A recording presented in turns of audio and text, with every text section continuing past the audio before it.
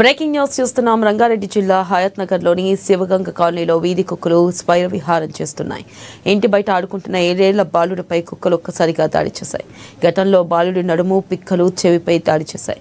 దీంతో బాలుడి చెవి మొత్తం ఊడిపోయినట్లు వైద్యులు తెలిపారు. వెంటనే స్పందించిన కాలనీ వాసులు ఆసుపత్రికి తరలించారు. ఇక నగరంలో చాలా చోట్ల ఇలాంటి సంఘటనలు జరుగుతున్నప్పటికీ జీహెచ్ఎంసీ అధికారులు పట్టించుకోవడం లేదని అధికారులపై ఆగ్రహం వ్యక్తం చేశారు.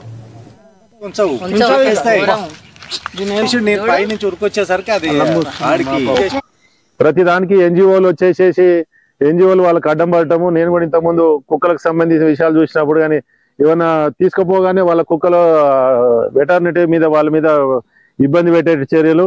ఇక ఇప్పుడు ఆపరేషన్ చేసిన వీటికి ముట్టుకుంటలేరు. మళ్ళీ అదో పెద్ద బాధ.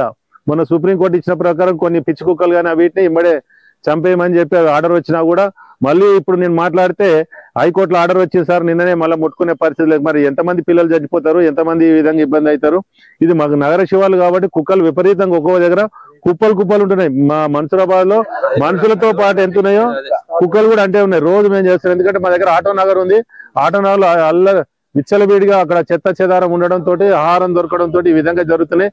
మేయర్ గారు కూడా సీరియస్ తీసుకోవాలి. జోనల్ కమిషనర్ గారు డీసీ వంశీకృష్ణ గారికి అందరికి కూడా చెప్తున్నాము, కుక్కలను సపరేట్ గా తీసుకుపోయి ఏ ప్రాంతంలో ఆ ప్రాంతంలో మళ్ళీ ఆపరేషన్ తీసుకొచ్చేస్తే ఇదే పరిస్థితి తీసుకోవచ్చు. ఇప్పుడు మా దగ్గర ఇండ్ల కంటే ఎక్కువ కుక్కలే ఉన్నాయి, మనుషుల కంటే ఎక్కువ కుక్కలే ఉన్నాయి.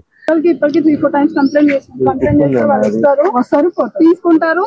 మళ్ళీ ఒక 1 day 2 days లో మళ్ళీ తీసుకొచ్చి ఇక్కడ డ్రాప్ చేసి ఒక కుండి లాంటిది ఇచ్చేసి అక్కడ పెట్టేసి కుక్కలకు వాటర్ పోయండి, వాటర్ కోసం తాగుతారు, ఏం తీసుకురావు కలవని చెప్పి సలహా ఇచ్చారు.